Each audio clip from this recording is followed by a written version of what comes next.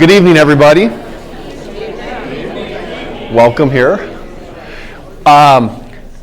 So there's going to be at least a couple errors in this talk tonight. Things where I think like one slide's coming and then another slide happens to show up because I've been moving a lot of things around that from a previous set of talks and trying to incorporate things from today, like literally today, all right? So whenever I'm doing that, I run a risk of just not being as fully versed in like what the order of the slides is. So I'm asking, just telling you up front, asking for your grace that when I set it all up for one slide and another slide shows up, that you all psychologically go, we're okay, all right? Because I just can feel it. I can just feel it. When I have had the opportunity and privilege to do lectures during election years, presidential election years, which is 2008, 12, 16, and then next year 20, it is really intense, the lectures there, the prep for those. I try to do them right up to the last moment. There are things happening. I'm fascinated and compelled by what's going on too, and also deeply invested.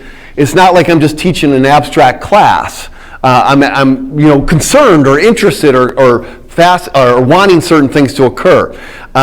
And that's what it feels like right now, is that what's going on feels so viscerally important. And we had a set of meetings at the organization I work with, Common Purpose, this afternoon. And so I wasn't on Twitter for like 3 hours, all right? And you log on with like this deep anticipation and also dread and fear, right? And so I'm just telling you that I'm a little bit like frantic here or manic because there's so much stuff going on. But welcome, all right? And this is lecture 4 in this series, and I want to start with what I would call kind of this past week. And there's just no possible way in a few slides that I could get even remotely close to like some of the things that happened. But I'm just going to hit a few moments along the way, all right? Imagine this is kind of like the ESPN Sports Center of impeachment inquiry, all right? So let's start with Demagogue Donald 101. So he has, he's tweeting relentlessly and he's giving statements and saying things. But I just want to encapsulate all this in one little video that he released on his Twitter feed and then, got liked and distributed. Because it's just 1 minute, it's not even a minute long, it's like 40 seconds long. And it really encapsulates kind of him in one nutshell, all right? One nutshell, sure, all right?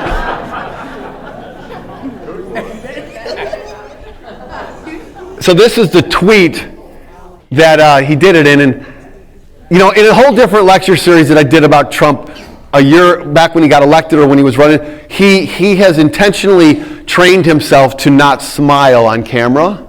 This is intentional. He thinks that this kind of stern visage is really leadership and presidential, and his hero is Winston Churchill, and Churchill, in his view, never smiled. And so this whole thing, this stern Trump is not like by chance, it's who he is. So we're going to try to watch this, and this was a couple days ago. No, just wait a second, Donald.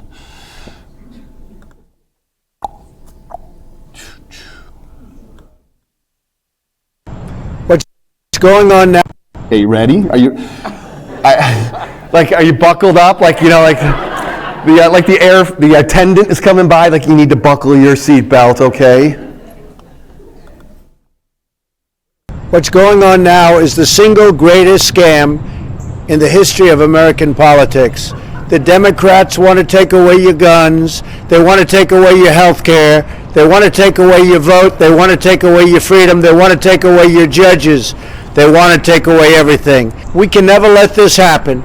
We're fighting to drain the swamp, and that's exactly what I'm doing. And you see why we have to do it. Because our country is at stake like never before. It's all very simple. They're trying to stop me because I'm fighting for you, and I'll never let that happen. What's going on now is the single greatest scam. So, no. It's the greatest scam in the history. Our country's at stake like never before. Who's the bad people that are endangering America? The Democrats in this one. It could be anybody. It's like plug and play. Swap out one group, add another group. In this case, it's the Democrats that are trying to take away everything that's good. And there's this, I just noticed this really interesting thing that's going on here. So, really, this is not relevant to the lecture, but what the hell?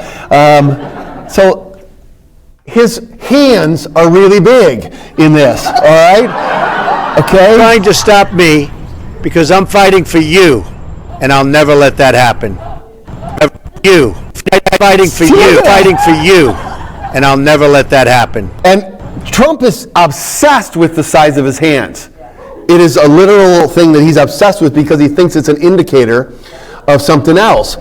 And so he literally is obsessed with it. He spoke about it during the campaign back in 2016, a very presidential move. So that's Demagogue Donald 101. All right, next up, in kind of chronologically, we need a Roy Cohn in this story.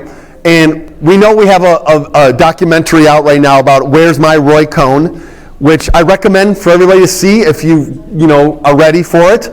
Because it's not a happy story, but it sheds light on this president. And that phrase, "Where's my Roy Cohn," came from Trump, who said it a couple of years ago when he was going to fire Jeff Sessions because Jeff Sessions wasn't adequately his Roy Cohn. We do have a Roy Cohn. It occurred to me over the last couple of days. We do have a Roy Cohn, and it's a particular member of the administration. And this guy literally is the Roy Cohn of this moment, and it's Stephen Miller, all right, in the administration. And so I want to show you Stephen Miller at work, because this is what Roy Cohn would say. So this is on Sunday. This is what Roy Cohn would say if he were here today.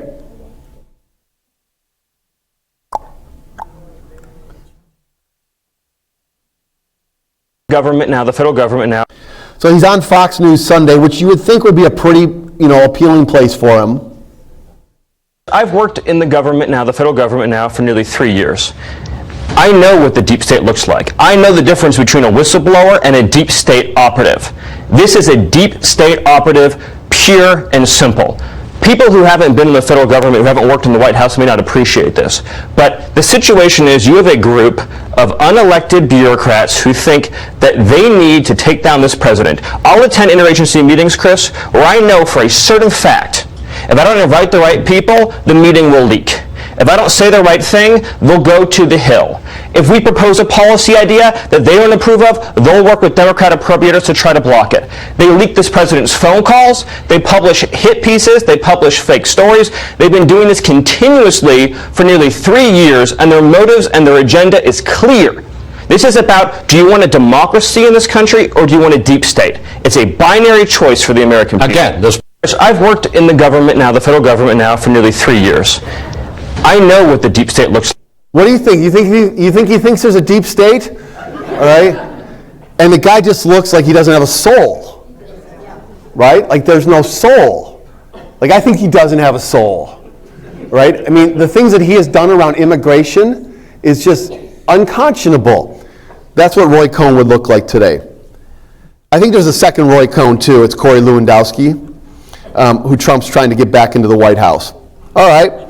Next up in our little journey, are we at an inflection point? An inflection point is a moment when the story begins to turn. I wouldn't call it a defining moment. It's a moment when things can go one way or another. And impeachment is clearly an inflection point. What's going to happen, where are we going to go? Unknowns. There are a lot of unknowns. And so I want to draw a series, I want to bring a set of tweets from a guy by the name of Ryan Lizza to our attention. Lizza tweeted this on Sunday in the evening. He writes for Politico, formerly of Rolling Stone. And this is what Lizza wrote. I was doing some reading on Joe McCarthy and noticed that his reign of demagoguery and disinformation lasted exactly 4 years, 4 months. From 1950's speech about communists, the one I talked about a couple lectures ago, communists in the state, to have you no sense of decency, the moment that he began to completely unravel. It's been 4 years, 3.5 months since Trump's announcement speech. Okay? This is not something I was thinking about. I hadn't thought about kind of the length in this.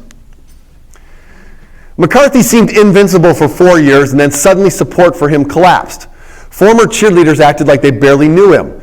The media was especially apologetic because it realized he had took advantage of a newish mid-century norm about covering both sides objectively.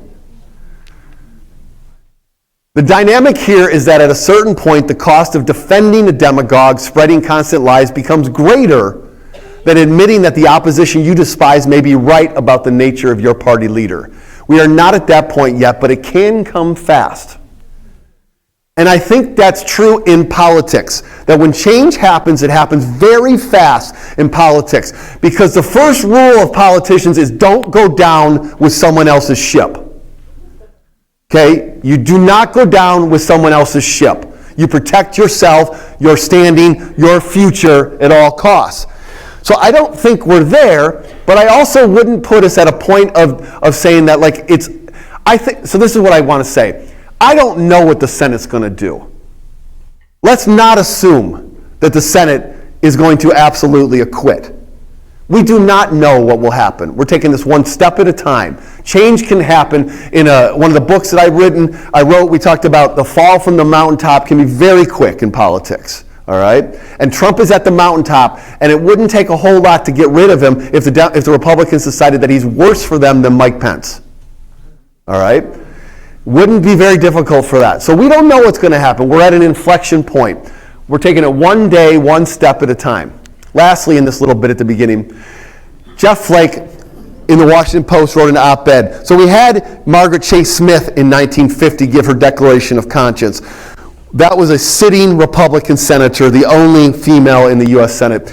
Today, we'll have to settle for a former sitting senator who, nonetheless, has spoken against Trump for ever since Trump took the White House, has spoken against him. And Flake wrote this, former Arizona senator, "My fellow Republicans," he's been a Republican, "it is time to risk your careers in favor of your principles. Whether you believe the president deserves impeachment, you know he does not deserve re-election. Our country will have more presidents, but principles, well, we get just one crack at those. For those who want to put America first, it is critically important at this moment in the life of our country that we all, here and now, do just that. Trust me when I say you can go elsewhere for a job, but you cannot go elsewhere for a soul."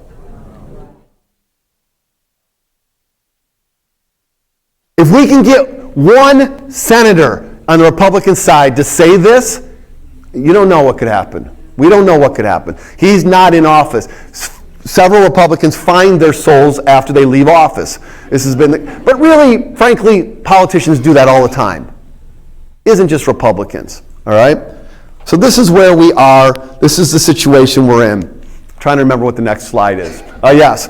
And then President Trump, 2 hours ago, tweeted this: "As I learn more and more each day, I am coming to the conclusion that what is taking place is not an impeachment, it is a coup. Intended to take away the power of the," and this is his next tweet, "people, power of the people, their vote, their freedoms, their Second Amendment, religion, military, border wall, and their God-given rights as a citizen of the United States of America." Now that is extremely dangerous stuff. Like, I am literally scared for where we could go. And just think, if you think this falls on deaf ears, here's Linda Solar, don't know who she is, but she's got a PhD, who says it is absolutely a coup, President Trump, and if they're allowed to get away with it, our republic will be lost. That's the first response to that tweet. Okay? Or maybe it's a Russian bot. I don't know. Yeah, sure, it could be. Right, it probably is. No, it probably isn't. Probably isn't. So this is where we stand. This is why the demagoguery of Donald Trump must be stopped. This is why I've become convinced that impeachment must occur. It must go forward. All right. The overview of the lecture series is these 5 things. We talked for the first 2 lectures about kind of the nature of previous demagogues and how that has fueled and fused into Trump. Then we talked about mindset and how we need to approach this moment in time, the importance of mindset. I'll start with that again today. today I want to talk about message, and then we don't have a lecture next week for Yom Kippur, honoring that, and then we will have the final lecture on October 15th around mobilization. All right. Today, the title is Message, Going Across This Bridge. Every moment of tremendous crisis, there is a moment where we have to cross over dangerous waters. Sometimes it's on a bridge, sometimes you got to swim, sometimes you have to build the bridge to go across. So we are in that moment of standing on one side and saying we need to go across this bridge, or across these waters. How are we going to get there? And hopefully there'll be a bridge, but if there's not, we still need to go. That's where we're at as a country. So how to make change? Last time I laid out a model from the civil rights movement derived from research that people have done and also my own great fortunes of spending time with some incredible heroes of the American civil rights movement. And I talked about 7 pieces of making change. All right. The first 3 that I talked about last time were observing and gathering information. What is the record? What is the reality? What is the circumstances? And the importance of that is because the greatest predictor of behavior tomorrow is behavior yesterday. So what does the record look like so far if we want to know about how we need to act? Let's see what it is now, and then we can choose how to act. Once we know what the information and evidence is, we can then identify concrete goals. Very concrete. It's got to be identified, got to be able to do it. It should not be impossible. It should be doable and also understandable. And then it takes courage. There comes a moment when you've got to get in that water, you got to go across that bridge, as shaky as it might be, but you got to have that courage to go. And that's a moment of terror for anybody. It's a moment of fear. I called that mindset last time. That these 3 things make up mindset. They are the things that we have to have in place in order for us to go, to start to do. We've got to have this. You can't do this on the fly. You can't do this on the way to work. This needs to be the foundational work. All right? We think we can just fix this while we drive along without changing our lives. No, we need to stop, build the mindset, and then start to act. I said number 4 was the emphasis on national ideals. I'm going to talk about that today. And then number 5, 6, and 7 were the actions, the acting on the plan that had been identified, the sustaining despite hardship, and the assessing of the plan's work, the value of it, is it working, and then moving forward, not quitting, not being, even knowing when one doesn't have success, that there are steps forward that are essential. They all move the ball forward in some kind of way. All right? I want to talk about emphasizing national ideals today. It's what I'm going to call message. It could also be called vision. It's a sense of what are we fighting for? What are we pushing for? What is the goal? What's on the horizon? And the message is the way we articulate that vision. So how do we talk about what we're in this for? So mindset, message, mobilization, and I want to talk about this. And I put message as only one item on this because ultimately, as important as communications are, it's to me only one of the 7 steps. The 3 before are essential. We too often don't do the first 3. It's like breakfast. We think breakfast, if I get to it, I'll get to it. No, mindset is got to be done. And then there's message, and then there's the mobilization, and the mobilization has to occur. We can't wish things into being. We've got to mobilize too. It's not enough to think or feel something, you got to act. So you got mobilization and action over here, you got preparation over here, you got message in the middle. To me, message functions like that, what is that stone at the top of the arch? The keystone? Like it holds it all together. I'm drawing on my 7th grade architecture, right? It holds the arch together and it keeps everything together and done very effective, built very well. These arches last forever, right? And so message is the piece that holds together the mindset because it's how we talk about the vision that we're fighting for, and it holds together the action because it is the reason we act. So I want to talk about message today. All right. The American demagogue identity has a certain brand. It's a brand as sure as Nike has a brand. As sure as any major corporation has a brand, okay? We can look at it and we can know it when we see it. We're like, that's an American demagogue. And it looks like this. It's something about standing up for either a state, in George Wallace's first version, or it's George Wallace running for president, standing up for America. All Wallace did when he shifted from running for governor of Alabama to running for president was he took the same message and now it's stand up for America. The message is this. This is what the whole message is. I'm here for America. I'm here for America. It's America. Did I tell you it's about America? It's about America. I'm here for America. Here's Pat Buchanan, America first. We heard that before? When he ran for president. Here's Pat Buchanan, America first. Here's John McCain and Sarah Palin, country first. Here's Trump, America first. America first.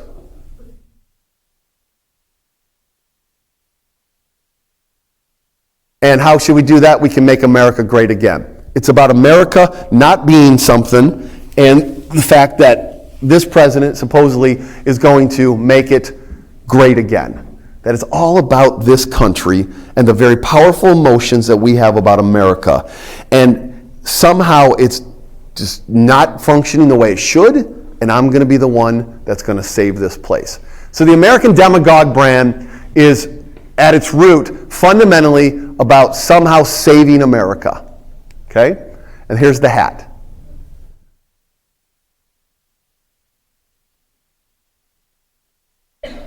Until Labor Day 2016, from July 2015, when Donald Trump launched his campaign, until Labor Day 2016, the single largest campaign materials expense for Donald Trump were the hats.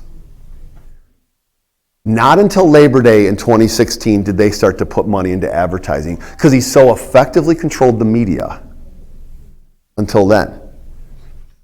And that image, Make America Great Again, has become an iconic image in our country. Iconic doesn't mean good. It's become an iconic image in our country. When you see someone with a red hat, or if any of you have red hats, that red hat, the reality is that you are saying something. You are identifying with a certain brand, and you are making a statement by putting that on. And when people see it, if you don't agree with that hat, we have a certain kind of visceral response to it. The American Demagogue brand is manifested in this hat. Make America Great Again.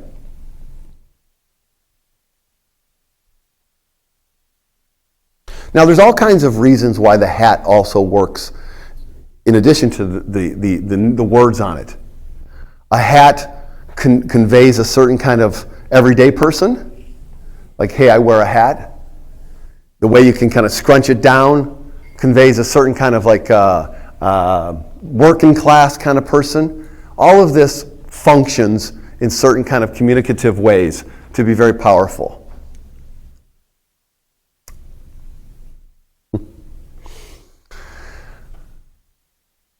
So the brand, we know, goes like this. Certain people are endangering America. I can save us. I stand for real America. The show is always on.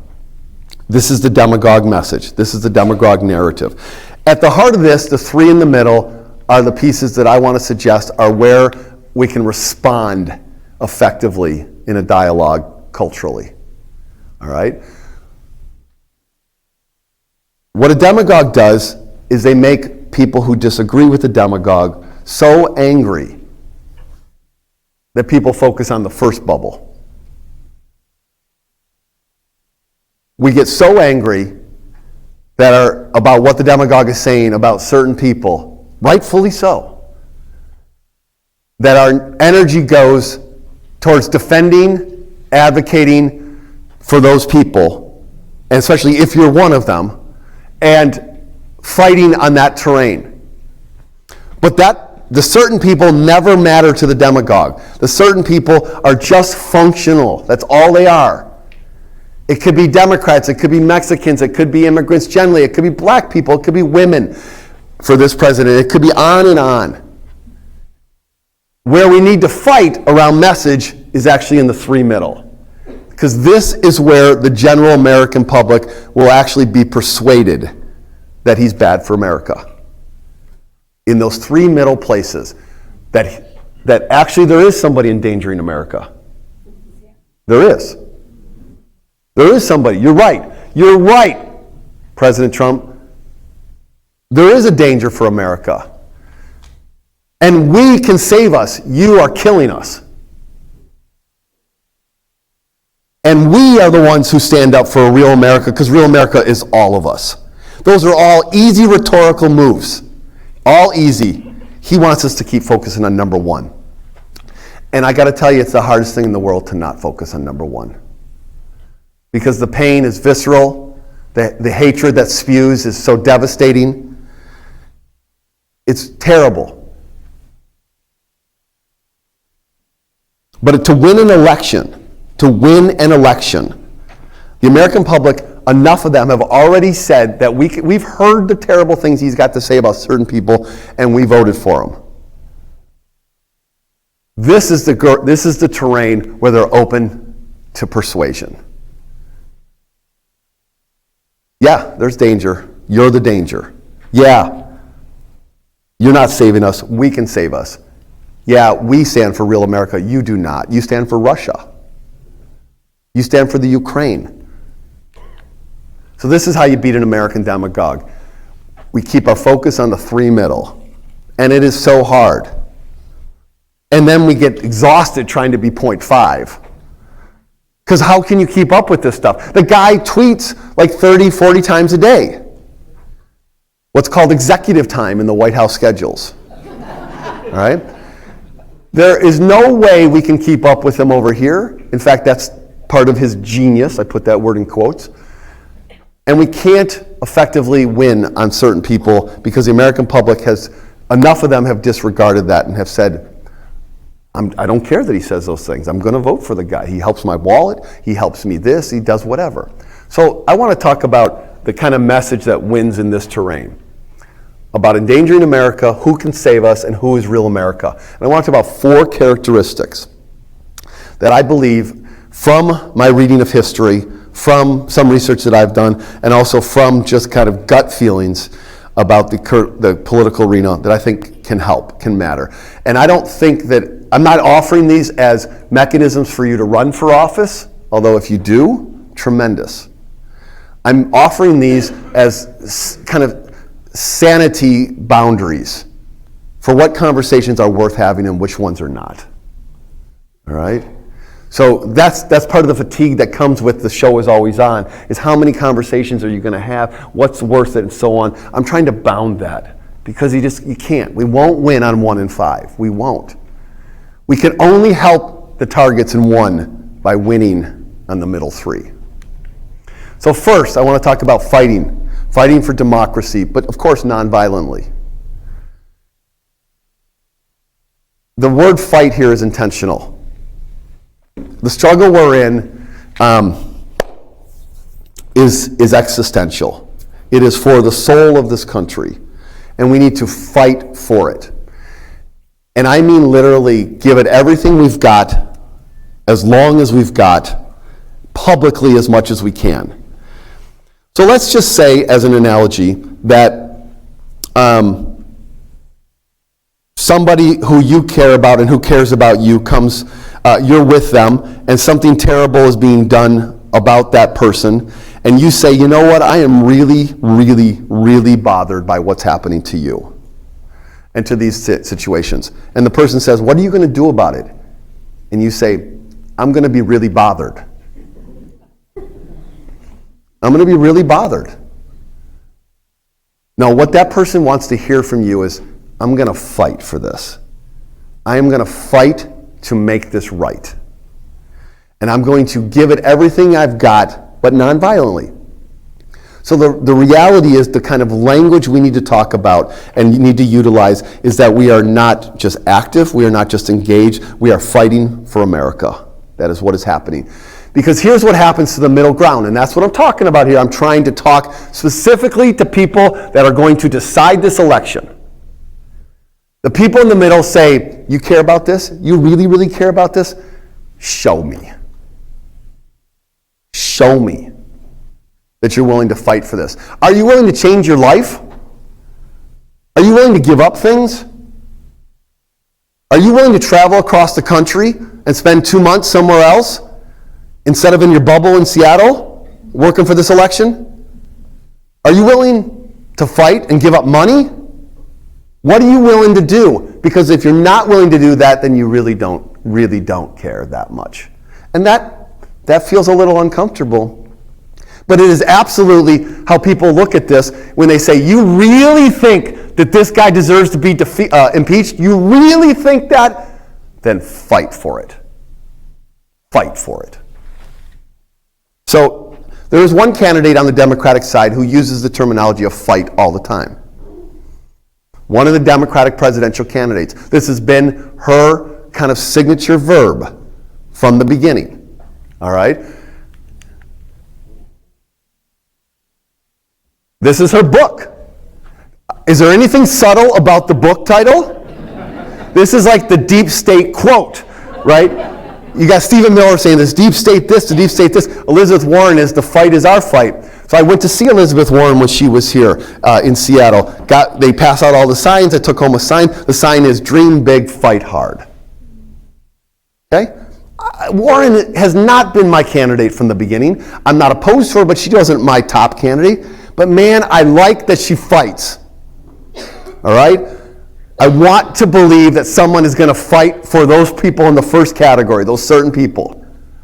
I may not look like a lot of those certain people, but nonetheless, my heart is with those folks. These are my people. And I want someone that's going to fight for it. So I think Elizabeth Warren has steadily moved up in the polls because the Democratic electorate has concluded to date right now that she is the most determined to fight. Fight. I love Cory Booker. Next lecture, you will see me show a video clip of Cory Booker. I love Cory Booker. But man, I feel like Warren is going to fight, and Booker is going to hug. All right? And I'll take the hug. I'll take the hug any day of the week. But we're in the middle of a fight for our soul. Right? So if Booker could just fight a little harder, great. But at his heart, he's a lover, not a fighter, right? So Warren is a fighter. So the first thing we have to do is fight for our democracy nonviolently.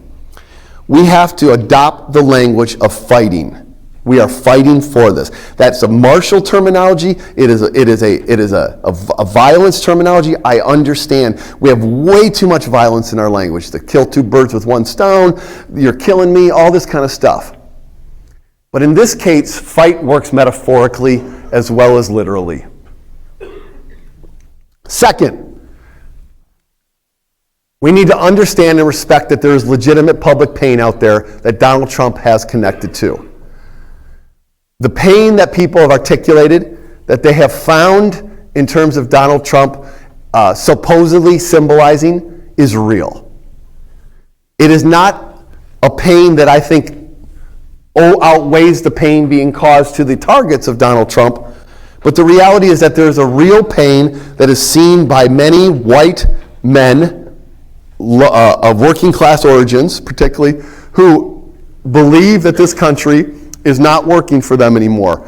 And to dismiss that pain is to fit the image that they have of all of these well-educated coastal elites, and that we don't sympathize or empathize or understand them. So we need to understand and respect public pain. So I work with an organization called Common Purpose. The terminology for that organization comes from Van Jones. Van Jones, a public commentator who has worked on the right and the left. He worked in the Obama administration, and he also was a key person kind of pushing forward the prison reform legislation that Donald Trump actually signed is actually one legitimately, to me, in my view, like decent piece of legislation. He's written a book called How We Came Apart and the Messy Truth, How We Came Apart and How We Come Back Together. And he talks at the beginning of the book about the fact that he traveled all over America, and what he saw is that there is common pain everywhere. There is pain over loss. There is pain over economic difficulties. There is pain over fear. There is pain over dislocation, technological change, all those contextual factors that make a difference and make kind of the contextual realities possible for a demagogue. And then he says, but what we don't have is common purpose. What we have is common pain and not common purpose. So that common pain, whether you're in Tennessee or in New Mexico or in Maine or Seattle, is a reality that there is pain out there. We don't all have the same pain, but there is pain. And if we're going to have anybody listen to us, and again, the sole goal here is to beat a demagogue. If we're going to have anybody listen to us in this process, then we have to start from a position, whether we want to or not, if we want them to listen to us, acknowledging that there is pain for them. Understand and respect that public pain. We cannot dismiss it. We cannot ignore it. Third, we need to call America to its better angels, our ideals. Remember, at the top, that keystone is about the message of America, the idea of America. We can't quit on America, because if you quit on America, then those people in the middle that we're trying to talk to, they're not going to talk to us. They're not, because they haven't quit on America. So we need to call America to its better angels. We have to somehow believe that we can be the things that this country has said it is or it strives to be. We have to find that. We have to find that in our message when we talk to people. So let me give you an example of this. So Doris Kearns Goodwin is a historian, has won the Pulitzer Prize, and she's written several incredible books. One book that I've read a couple times is Team of Rivals. It's a book about Abraham Lincoln, and when Lincoln was elected in 1860, what he did is he assembled a cabinet of leadership that was all of his former opponents. All of the people that were his opponents. This is kind of not how you do it in politics, because those opponents have disagreed with you, have criticized you, have already made known that they think that your ways, at least on some things, are not the best. So you're guaranteeing, assuring that you're going to bring together a team of rivals, people that are going to maybe undercut you, have their own goals, won't always act in the best interest. And Lincoln, at least in the portrait that emerges in the book, is able to deal with this. And in fact, he seeks it. He seeks this counsel and this input. And in one of the kind of signature moments in the book of where someone else's counsel shapes what Lincoln says and does is in his opening inaugural in 1861. So the primary opponent for Abraham Lincoln in 1860 in the election was a guy by the name of William Seward, who was governor and senator. I'm not sure which order it was, governor and then senator, or senator and then governor of New York State. And Seward was the kind of darling of abolitionists. He was the one that coined the term that we face an irrepressible conflict. And Seward was seen as the favorite to win the nomination. And then they went to the convention, and Lincoln emerged on something like the 40th ballot as a compromise candidate. And so Seward is the one who had to swallow his own pride to take the job as Secretary of State. And also Lincoln had to put him in that position. Lincoln had to say, you're my biggest rival, and I want you in the cabinet. But Seward plays this really important role all through the presidency, but it starts with the inaugural in 1860. So I want to quote about this. Seward's greatest contribution to the tone and substance of Lincoln's inaugural address was in its conclusion.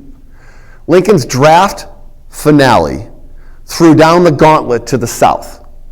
With you and not with me is the solemn question of, shall it be a peace or a sword? Shall it be peace or a sword?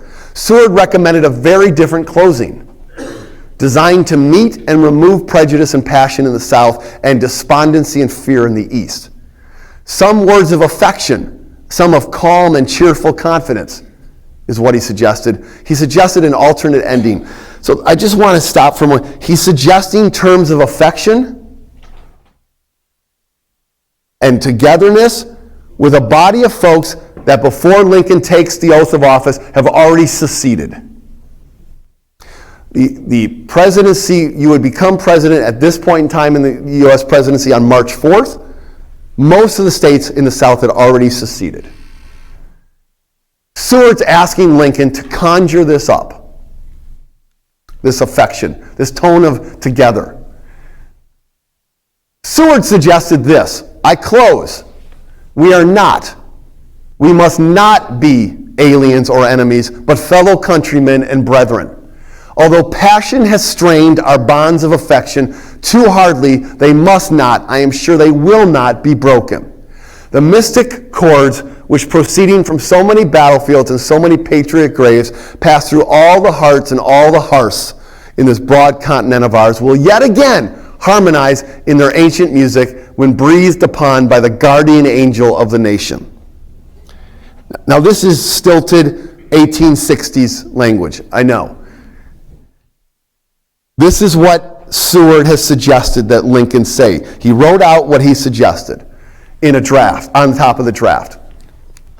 Lincoln proceeded to recast and sharpen Seward's patriotic sentiments into a concise and powerful poetry. I am loath to close. We are not enemies, but friends. We must not be enemies. Though passion may have strained, it must not break our bonds of affection. The mystic chords of memory stretching from every battlefield and patriot grave to every living heart and hearthstone all over this broad land will yet swell the chorus of the Union, when again touched, as surely they will be, by the better angels of our nature. That's the language of the inaugural. This is Doris Kearns Goodwin's sentences. Most significant, Seward's guardian angel breathes down on the nation from above. Lincoln's better angels are inherent in our nature as a people. He is invoking an ideal that was not being lived out. It was not being lived out remotely. The better angels of our nature. We have to call America to our better angels. This can be really hard. We don't believe it half the time. But if you don't believe it, then we're not going to move people who are going to be motivated because they do believe in this. They do. They have fought and died, or they know people that have, or they've been inspired by people that have. So calling America to its better angels, our ideals. Lastly, 4, we got to keep disciplined and dignified. A demagogue is all about not allowing us to be number 4. Okay? Keeping discipline and dignified. A demagogue wants us off our game, wants us off kilter, wants us to lose it. This is why Nancy Pelosi is the kryptonite to Donald Trump. It's because she has been dealing with this bullshit forever. She's the daughter of a guy who used to run Baltimore politics. She has been in the political arena forever. She has, 5 brothers or something like this? Does he have 5 boys or something like this? She has been dealing with male bullshit for a long time, okay? She's not perfect, but she is absolutely not going to drop the ball in terror from him. And I have to admire that she, in the midst of all of this, has stuck to whatever is her kind of set of principles in this process. She won't lose her discipline and dignity. She won't. It's embodied in how she dresses and how she talks.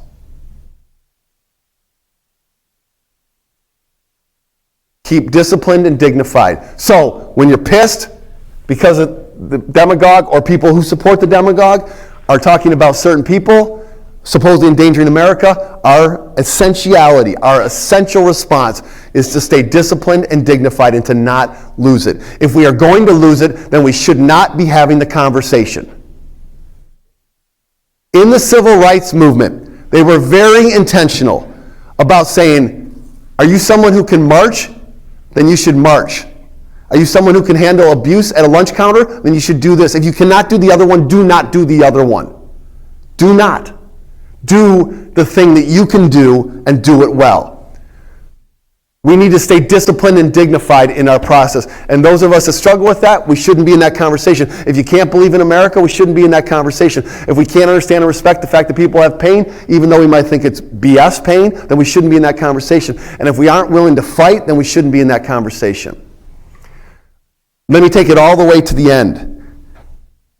If you are not able to do these, you are actually hurting the cause if you're in these conversations. Because you are feeding exactly what the argument is, that there are certain people that are endangering America and we're seen as endangering America. These are our 4 touchstones. They are touchstones in this process. And I have to keep remembering them all the time. Was in Idaho a week ago. We went door to door, door knocking on behalf of 3 state legislators in the Sun Valley area. All of them are Democrats, and they were on it just to hear kind of the issues that mattered to people. So there was about 15 of us that were out door knocking, just asking voters, what issues are on your mind? And I was with a couple people, and people went out in teams of 2 or 3. Very first person's door we knocked on immediately went after us. What are you doing here? Oh yeah, I know about these legislators. They're the ones that want to open the borders. They're the ones that are trying to give health care to everybody. They're the ones that want to give jobs to people that don't work. All of this. And everything about me at that moment wanted to either A, run, or B, be as tough as I could, which would have been like, oh yeah, all right? Would have been, that's tough David, okay?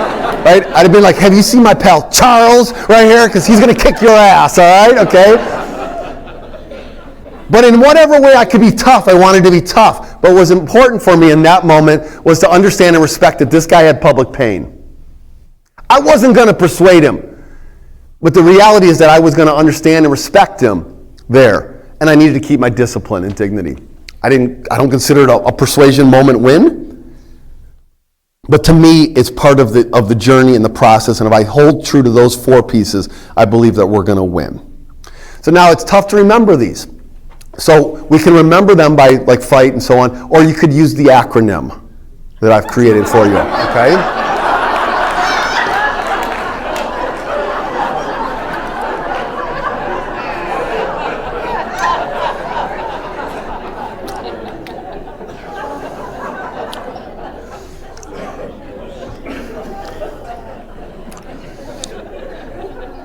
This one really should be like empathize and respect public pain, but it just wasn't going to work, okay?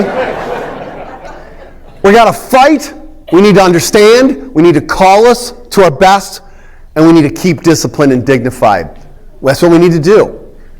That's what we need to do. So I want to, yes?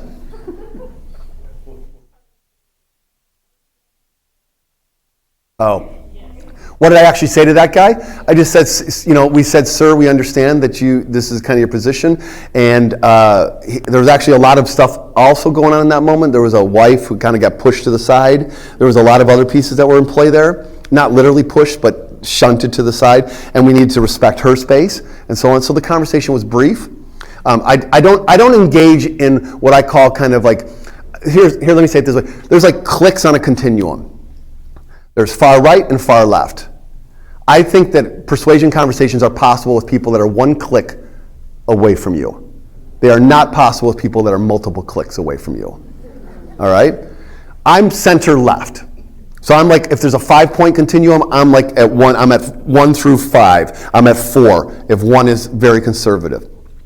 I lean towards the 5th, but I'm kind of like center. I'm like 4. He's a 1. That's too many clicks. Right? So I respect this. I hear you, sir. Thank you for your time. Because I want to go on to the next person who's 1 click away.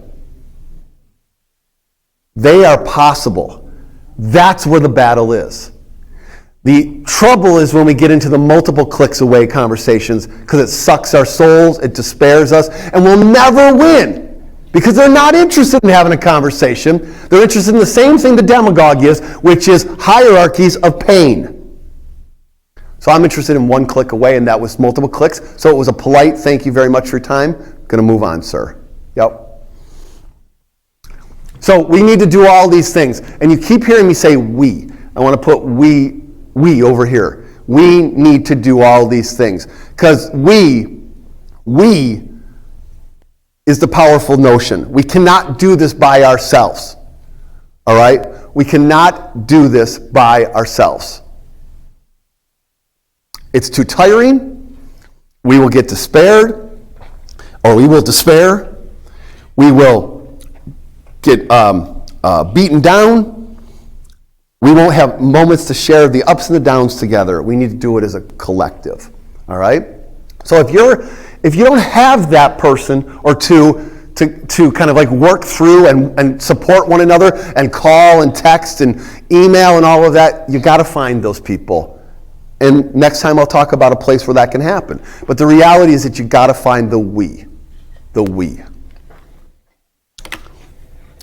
And I want to pull up a different set of slides here because I just remembered why I had a quote from Barack Obama in it. I couldn't remember it when I was putting this together, but I now do remember. So I'm just being real honest with y'all about how this process occurs, the lectures. So here's President Barack Obama in Selma, Alabama on March 7th, 2015, which is the 50th anniversary of the Bloody Sunday March in Selma, when all of these African Americans, locals, were trying to walk across the Edmund Pettus Bridge on the way to Montgomery, Alabama, and were badly beaten and assaulted in 1965. Barack Obama came back in 2015 and spoke at the base of that bridge.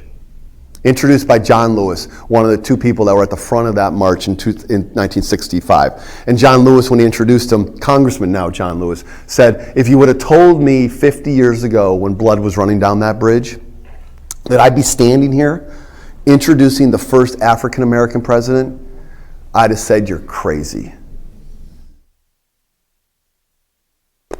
But I want to quote from President Obama's speech from that day. It's about we. It's about the we. Okay? Look at our history. We are Lewis and Clark and Sacagawea, pioneers who braved the unfamiliar, followed by a stampede of farmers and miners and entrepreneurs and hucksters. That's our spirit. That's who we are. We are Sojourner Truth and Fannie Lou Hamer, women who could do as much as any man and then some. And we're Susan B. Anthony, who shook the system until the law reflected that truth. That is our character. We're the immigrants who stowed away on ships to reach these shores, the huddled masses yearning to breathe free, Holocaust survivors, Soviet defectors, the lost boys of Sudan. We're the hopeful strivers who crossed the Rio Grande because we want our kids to know a better life. That's how we came to be. We're the slaves who built the White House and the economy of the South. We're the ranch hands and cowboys who opened up the West, and countless laborers who laid rail and raised skyscraper and organized for workers' rights. We are the fresh-faced GIs who fought to liberate a continent, and we're the Tuskegee Airmen and the Navajo Code Talkers and the Japanese Americans who fought for this country, even as their own liberty had been denied. A constant story in the American story. People fighting for this country even though their own liberty is denied.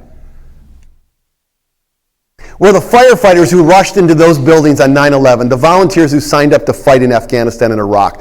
We're the gay Americans whose blood ran in the streets of San Francisco and New York, just as blood ran down this bridge. We are storytellers, writers, poets, artists who abhor unfairness and despise hypocrisy and give voice to the voiceless and tell truths that need to be told. We're the inventors of gospel and jazz and blues, bluegrass and country, and hip-hop and rock and roll, and our very own sound with all the sweet sorrow and reckless joy of freedom. Almost done, although I don't want to be. We are Jackie Robinson enduring scorn and spiked cleats and pitches coming straight to his head and stealing home in the World Series anyway. We are the people Langston Hughes wrote of, who build our temples for tomorrow strong as we know how. We are the people Emerson wrote of, who for truth and honor's sake stand fast and suffer long, who are never tired so long as we can see far enough. That's what America is. Selma shows us that America is not the project of any one person, because the single most powerful word in our democracy is we. We the people. We shall overcome. Yes, we can. That word is owned by no one. It belongs to everyone. Oh, what a glorious task we are given to continually try to improve this great nation of ours. 50 years from Bloody Sunday, our march is not yet finished, but we're getting closer. 239 years after this nation's founding, our union is not yet perfect, but we are getting closer. Our job's easier because somebody already got us through that first mile. Somebody already got us over that bridge. And he turned around and pointed. When it feels the road's too hard, when the torch we've been passed feels too heavy, we will remember these early travelers. We honor those who walked so we could run. We must run so our children soar, and we will not grow weary. That's the bridge we're trying to go across. And we are going to go across that bridge because they went across that bridge before us. And we're going to go across that bridge because someone like Barack Obama, despite everything in his power and anything, all of the brutal political politics, stonewalling and so on that he faced, never quit on this country. Right? It's his greatest strength and, damn it, his greatest weakness politically too. He never stopped believing that actually he could win over the people. Never stopped, never quit. We can do this. In fact, it's only going to happen if we do this.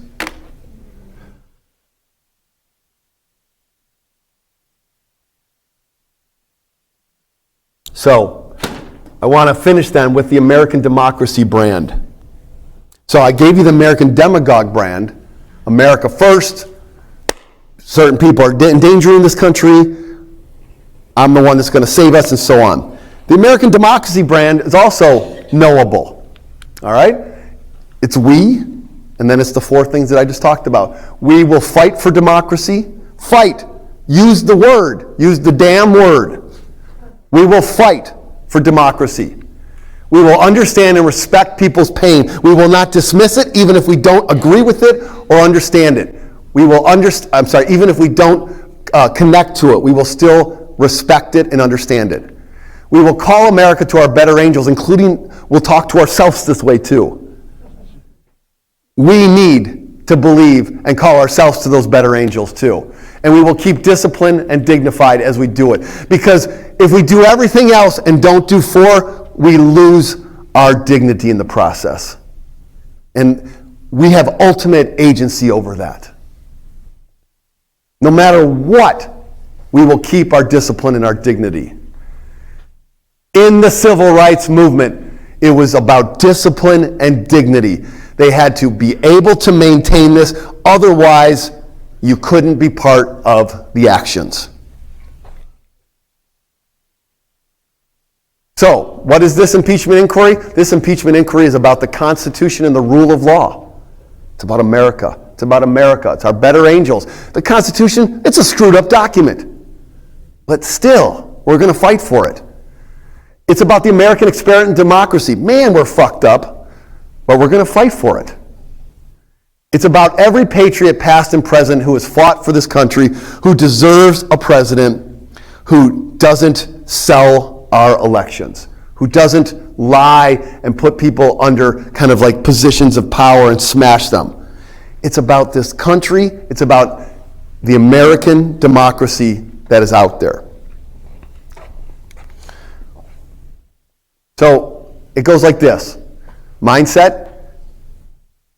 I want to say again, you don't develop mindset on the way to work. It takes time. It takes actual prep. It takes thinking it through. It takes strengthening yourself for the moment at hand. All right? Through the message of those pieces, we're going to fight for democracy, we're going to understand and respect pain, we are going to call America to its better angels, and we are going to stay dignified and strong through this process.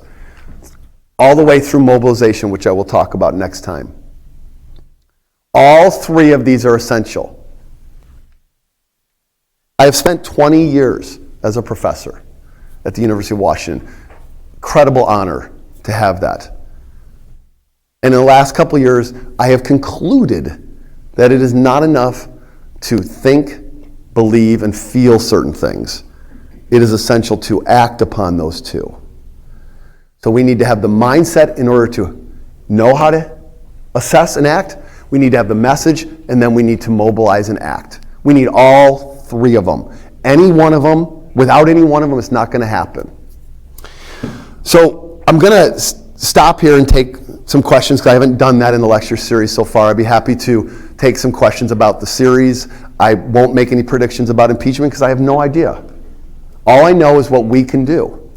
We can fight, we can understand, we can call, and we can keep.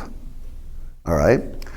But on the way out tonight, at each of the doors are going to be a couple colleagues that I'm fortunate to work with. And we have a single document for you to take with you to look over, please, in the next 2 weeks. And that document is about this organization that we work in called Common Purpose. Some of you are affiliated with that, and others of you have just heard me mention it. And when I talk about mobilization next time, I'm going to not talk solely about it, but I am going to use it as an example of one way we can mobilize. There's lots of ways to mobilize. This is one way we've created to mobilize.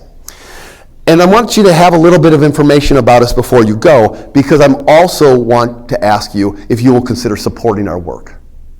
Okay? The reality is that this work doesn't happen because we think or we feel or we believe. It happens because we act. And action requires time and treasure. Both of those. Okay? So as you think about the reality of supporting or doing work, I would love for you to take this document, to mull it over, to think about some number that you might consider giving to us to support it, with the absolute assurance that every dollar you might commit to this body of work will go to beating this demagogue. Okay? Every dollar that you dedicated in paying a ticket for this lecture series is going to support this work. All right? That is the cause of our time. I am prepared to fight. All right? I need your support as we go in this endeavor, so please think about it. And I learned when I became a department chair in 2008, when I had never ever asked for money before that. Never. And I thought this is going to be the hardest thing in the world, is to ask people to support the Department of Communication or our students and so on. And I became convinced over time that if I believe in the cause, that I will ask for money all day long. Because it is something that we can all do. $1 to more. So please, let this weigh on your heart, feel all the guilt possible, okay? And think about ways that you might support. Because in reality, the question I'm going to ask you is, how much do you really want to beat this guy? Okay? I know that I have decided to leave the University of Washington to do this. All right? That's how much I want to beat this guy. Okay, you'll get a flyer on the way out. Thank you so much. Questions? Okay, oh, thank you.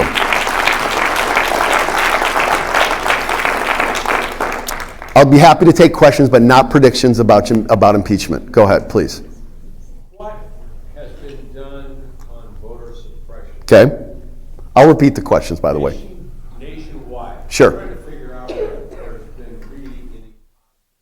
So the question is about voter suppression. Voter suppression is a whole set of laws and actions across our country, done state by state, that makes it harder for people to vote. All kinds of laws. I've done many lectures on this. It has to do with voter identification laws, reduction in kind of early voting windows, numbers of polling booths, voter purges, wiping people off voter rolls. It is widespread and omnipresent. What's being done about this? Actually, we're front and center on that body of work and the work that we're doing.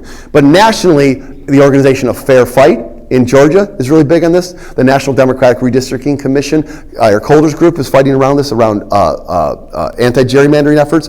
And partner organizations that we work with all over the country are battling against this. Really great ones in North Carolina to Georgia to Arizona. So in every single state, there are organizations that are fighting against voter suppression. It is not that it's not being done. It is being done. But the reality of voting in America is voting is a state-by-state endeavor. Very few national laws speak to this. The H.R. 1 that's in the House of Representatives would go far to fix some of this. But even that's not going to be enough. Okay? So it is a state-by-state effort. It is a winnable effort. And we are very much involved in it in our body of work. Yep. Questions? Go ahead.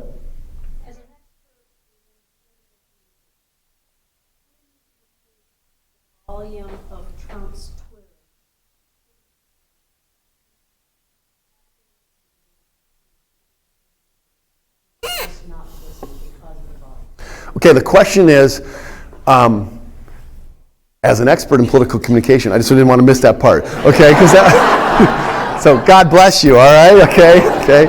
I'm gonna. Everybody heard that, so I can tell my wife later, right? Okay. Her question is there a moment at which Donald Trump's verbosity, it's not up there on this part, the 24/7 Demagogue show that he manifests through Twitter particularly, but is also present in, he comes out to talk to the press all the time. His favorite move is with the helicopter, right? So he can always say, I can't hear you, I'm going to leave now whenever I want. But he talks to the press a lot. Is it ever going to start to hurt him, this constancy of messaging? I don't think it's ever going to hurt him among the true believers. It's never. In fact, it is the essence of like the food for them. Like the president's saying this, like it's a coup. They're like, yes, you gave voice to this. Yes.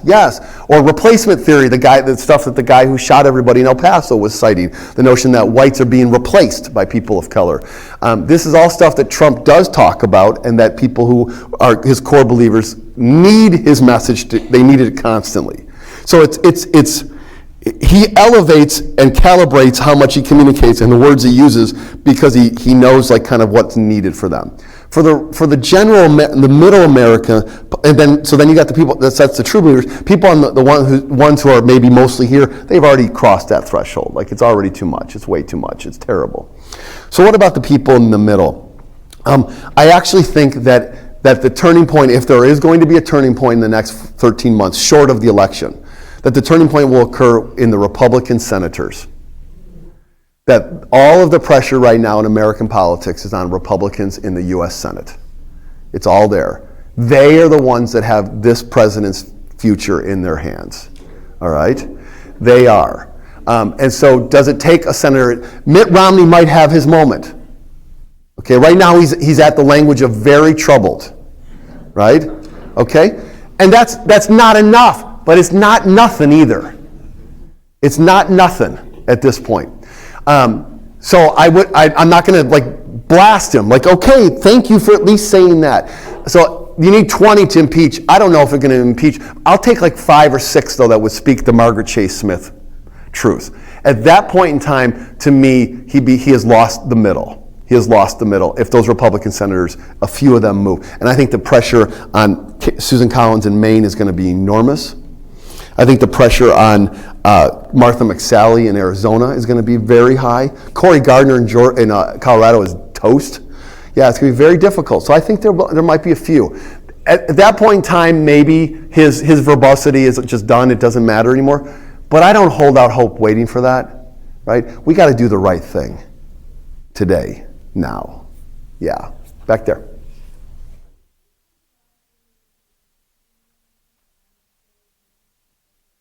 Yeah, sure. Her question is about the racist meaning behind Make America Great Again. Yeah, embedded in that is the argument that America was great at a certain time before all of these diverse people got the right to vote, all of these diverse peoples gained civil rights, voting rights, economic possibilities, admittance to colleges, all of this stuff. So the idea, the phraseology itself is racist in a way that America First doesn't immediately have the racism embedded in it. America First is nativist, probably xenophobic, but not on itself in the same way that Make America Great has embedded in it the idea that America was great before we became this diverse America, before women started to work outside the home. So over and over and over again, the examples that the Trump and Trump supporters have offered have been consistently in the 1950s, the 1940s, this kind of white America. So it's embedded in that. The reality is that phrase doesn't start with Trump. That phrase has been around. Ronald Reagan used this terminology, Make America Great Again. So it's a terminology that has a history, and on itself, it could refer to, it can be plausibly deniable, not racist in and of itself. But the idea itself, to me, is absolutely racist, sexist, homophobic, all of those pieces. It's isolationist, it's all of those elements. I did a series of a couple talks in Ohio in 2016 in September at Wittenberg College. Former student of mine is on the faculty there, and they brought in some speakers to do some talks about the election, and I came in there, and I did a talk. I did a little series of different things, and in one class, I put up the two phrases that were the slogans of the campaigns: Clinton's slogan and Trump's slogan. And Clinton's slogan was "Stronger Together." Okay. Stronger together. And Trump's was "Make America Great Again." And this was just a class of undergraduates. And I said, let's talk about these two phrases. What images come to mind? What conjures up here? What do you think is the value of this phrase politically? What is the downside of this phrase politically? And this class of about 15 undergraduates there, all to a person, thought "Make America Great" was the stronger political phrase. That they didn't necessarily agree with it, but they all felt that it moved them and hit them at a gut level in a way that "Stronger Together" did not. All right? And it was at that moment I thought Ohio's going to vote for Trump. Because that "Make America Great Again" is where that pain comes in. And yeah, I don't agree with the people that are articulating that pain. I think it's racist, sexist, and onward. But that is but you can't deny someone that when they say they have pain, they have pain. They're feeling this. And so "Make America Great Again" to me is a politically smart phrase. And this is one of the conundrums I have as a scholar and a teacher, is I often think things are very effective strategically that I abhor. Yeah.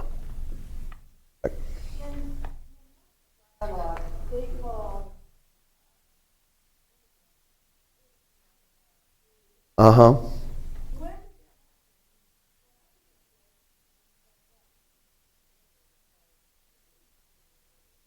Yeah.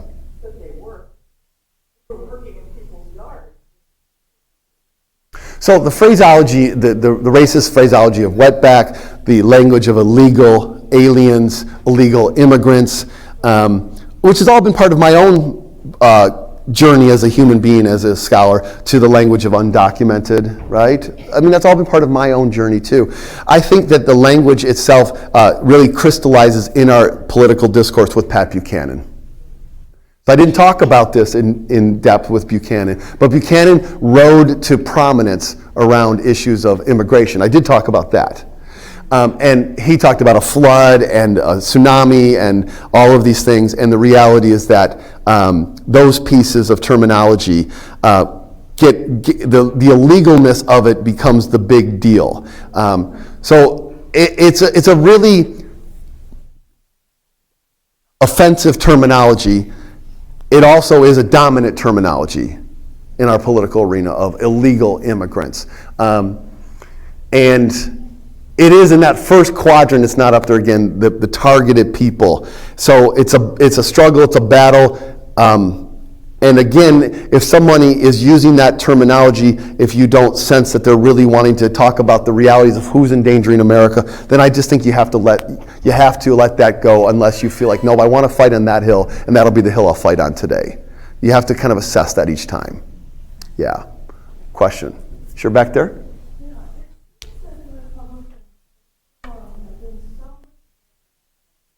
Yeah. Yeah. Yeah.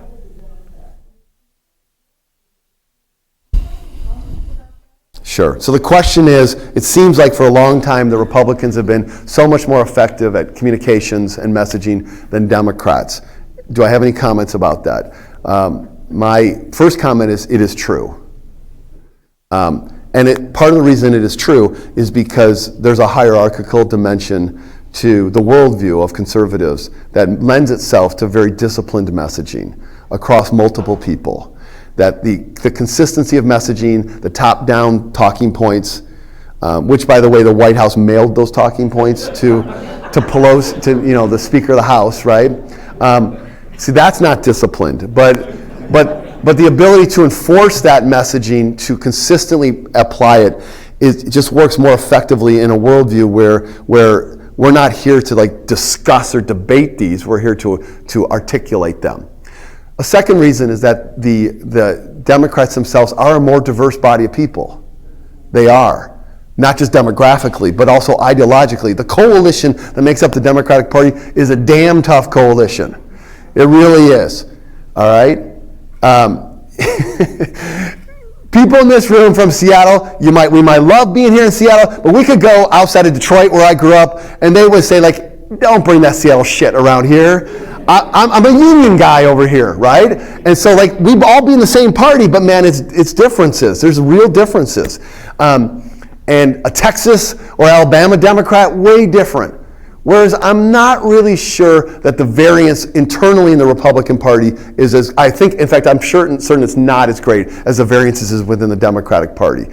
So you just aren't able to necessarily have consistency of thought, let alone consistency of messaging in the Democratic Party. And third, I'll say this, that the liberal world, so there's a whole body of psychology on kind of what's called conservative and liberal worldviews.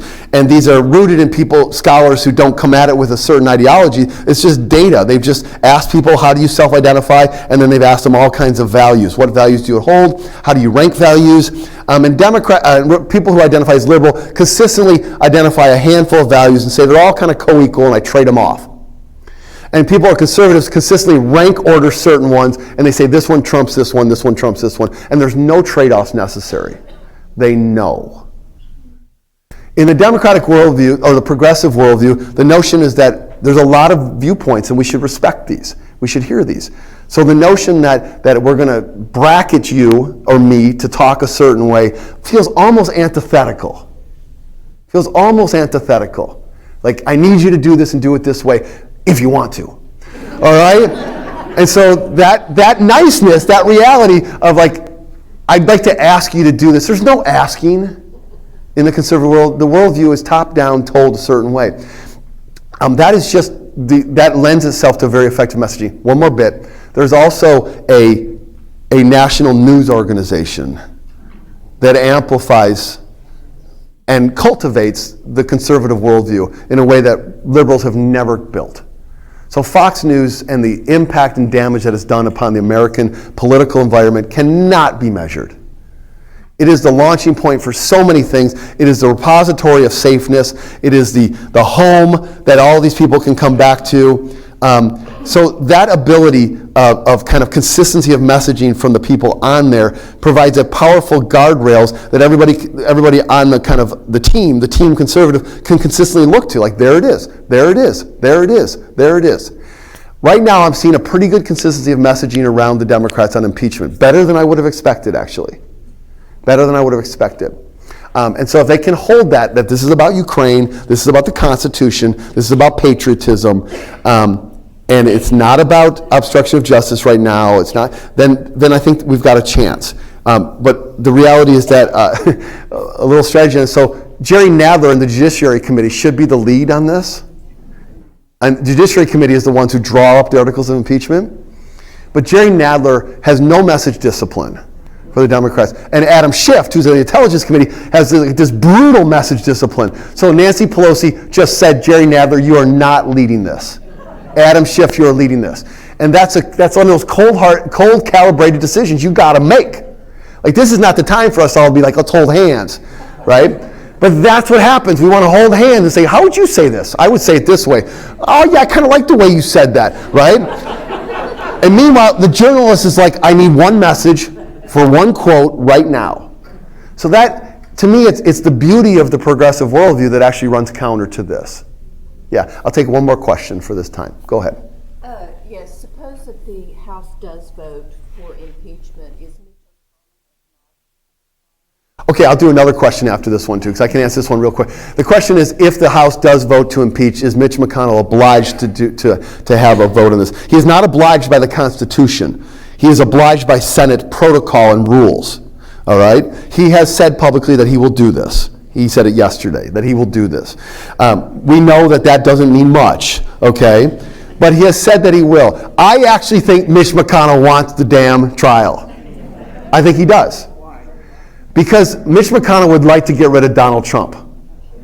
Mitch McConnell would take Mike Pence over Donald Trump in a heartbeat. But his wife is Trump's. His wife is Elaine Chao, who is the Transportation Secretary? Yeah, but whatever that is in terms of that relationship. But Mitch McConnell, he immediately came out and said he's the one that pushed Trump to release the so-called transcript. So I think Mitch McConnell is not going to vote to impeach Trump. I will predict that. But I think that he's not averse to the idea of the trial. Yeah. All right, I'll do one more question. Okay, go ahead. Scholars and experts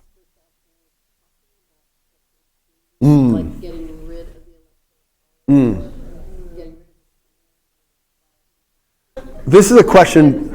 Do I hear scholars, but I'm not sure if you mean just kind of academic professors, researchers, and so on, but do I hear people in like positions of influence talking about getting rid of the Electoral College or other big structural change, which Elizabeth Warren's always talking about, like big structural change, right? Yeah, actually, that conversation happens a lot among professors because we can talk about it, okay? We exist in a system where we are paid to talk about these kinds of things, all right? And the action to make it happen, though, that's where it gets really difficult. Big structural change, like the Electoral College. So there is a National Voter Compact program that is trying to get state by states to agree, one state at a time, that once you sign on to this, that you as a state will provide your votes in the Electoral College to the winner of the national popular vote. But it only kicks in when enough states have signed on to cross the 270 Electoral College threshold. This is at about 200 right now, but it's stalled there, okay? Nevada had passed it recently, but then the governor vetoed it. So it's stalled. I do think in my lifetime there's a chance the Electoral College will be wiped out. It came very close to getting wiped out in the 1960s. Came within a couple votes in the US Senate, because Republicans wanted to get rid of it then, all right? So I think there's a decent chance of that. Structural change in terms of the size of the Senate or the way we elect senators, in terms of we're having big structural discussions about, like, in terms of who should be counted in the census. Should it be all people? And then should the census be should we count all people for representation in the House of Representatives, or should we only count voting age people? These are all going on. To me, we're in the midst of some pretty significant structural possibilities. The Supreme Court, the size of the Supreme Court, absolutely. I think these are all, like 10 years ago, we weren't talking about any of this stuff. So this is an upside of a disaster, right? Like, the disaster is here. We have the great unfortune of living in the midst of it, but then we have the great fortune of making a choice about whether we choose courage, right? That's the choice that we all have. It's not easy to do, but we have that choice, all right? So I'll see you in 2 weeks, okay? Thank you.